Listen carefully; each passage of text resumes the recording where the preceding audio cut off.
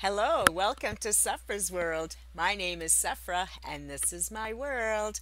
And we're gonna dive right into our monthly horoscopes brought to you by Romance Daily News. So, November 1st, the day after Halloween.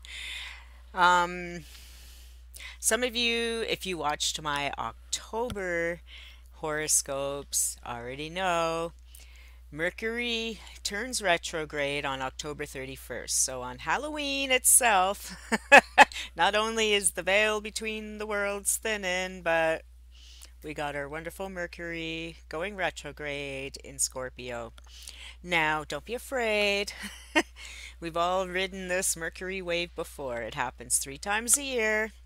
Mercury going retrograde, that is. And we've all survived this far in our lives. So we just have to keep moving along. So, with Mercury going retrograde, just remember that for 3 weeks up until, well, it goes direct in the 20th. On the November 20th, it'll go direct. So during this time, just be patient with each other. There'll probably be misunderstandings. People may misunderstand what you're thinking or saying or doing, and you may be misunderstanding other people. And then, of course, technology might have issues. You may find the car is having an issue, stuff gets lost, things break down, computers blow up, all this wonderful stuff happens. And it doesn't happen every time, and it doesn't happen to everyone because, like anything in astrology, the charts are complicated, we're complicated, and also, too, just try and keep a positive mindset of rising above it all, just being aware that, okay, it's going to take me twice as long to get to where I need to go, so I better just leave early.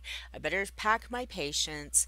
And if that person's getting on my nerves, I just have to take a deep breath and try not to let it bug me too much. Because we're all in this Mercury retrograde boat together. And, so we just have to practice patience with each other. Okay. Now, with it being in Scorpio, this also might be a little gentler Mercury retrograde for some people, because in this sense, this is about digging deep inside ourselves, getting more reflective about what we want and who we are, really uncovering the rocks in our heads, really digging deep into our psyche, into our thoughts, our passions, our dreams, our hopes, our goals, really seeing who we are and what we truly want. So that's the nice thing about this particular Mercury retrograde is it does allow for a lot of introspection, self-reflection, and if you're someone who doesn't do a lot of that, this is a great time to really get in tune with yourself and what you're trying to do.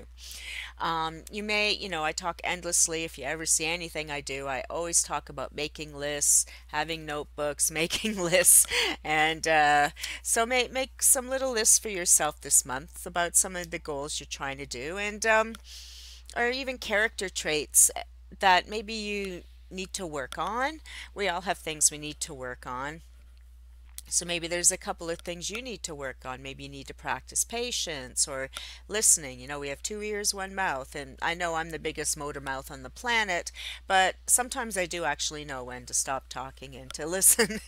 But it's a skill, and we all got to learn it. And maybe also during your Scorpio reflective time, you can maybe ponder some of the things you don't know about yourself. Think about, what would I do if I was in XYZ situation? How would I react? And so why am I judging this person for reacting this way when I'm not even sure how I would react? And I'm thinking in terms of, it could be something small, like, what if I saw someone shoplifting, to something big, like what if or maybe you are in those California fires or in an earthquake or a tsunami? What would you do? What's your priority? Would you help someone else? Would you have the foresight to have an emergency food rations or so on? Do you have emergency rations with you right now? Here in Canada, where today's starting to rain, and it's supposed to rain a lot for the next few days. And that means some areas are actually going to get floods, as they always do. And so people in those floody areas hopefully have been through this enough times now that they know to sandbag, they know to buy cases of water, not just for drinking, but even for cleaning, know to have batteries charged, maybe they need a generator, all this stuff, right? So it's about thinking in head, getting a tune, because we all want nice, comfortable lives, but we also have to be in charge of our own lives to make them comfortable. We can't wait for other people to rescue us. So use this Mercury retrograde as not a time of fear, but a time of deep reflection to how deep you're willing to dig, how deep you're willing to go in discovering more about yourself. Okay? Now we have a full moon on November the 12th. We have the new moon on November 26th. And what's kind of cool is on November the 1st day of the month, Venus goes into Sagittarius. So Venus has been hanging out in Scorpio, and Scorpio is very passionate and intense. And now we're moving into the more playful Sagittarian. So Sagittarians, or at least the energies of Sagittarius, not necessarily all Sagittarius people, but the energies of Sagittarius make us playful and adventurous and curious and blunt. And so this is a great time over the next while to, if there's someone you're feeling passionate about, or you want to get to know better, or you want to ask on a date, the next few weeks are definitely the time to explore those new relationships and to check out those new people. And don't be scared, because we'll all be feeling the Sagittarian energy, and we'll all be feeling lusty and playful and adventurous.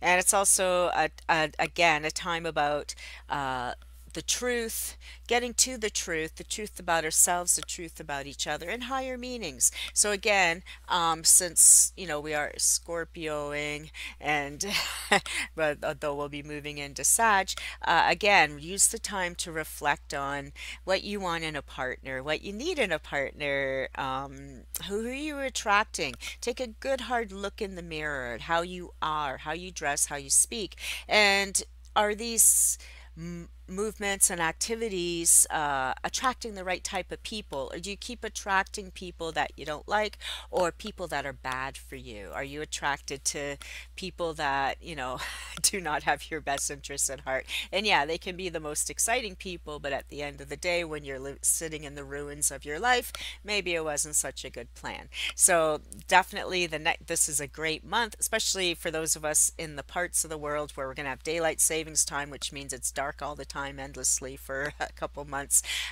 During these dark times, or maybe if you're in the fire zone of California or wherever, use this time to write in your notebook what you really want and need from yourself, from relationships, from other people. How are you going to get out and meet new people? Whether you want to make a new friend, or you need a romance. Maybe you've been single for a long time and you just want to get out and have some nice intimacy with someone. How are you going to do that, right? And so obviously what you've been doing probably hasn't been working, because otherwise you would be with someone, right? So think about how you're going to shake it all up, how you're going to follow your passion and your heart like a Sagittarian, and just let your hair down and have some fun and see where the wind takes you, and figure out your goals and dreams and motivations. What is it you like in other people? What do you want from a partner?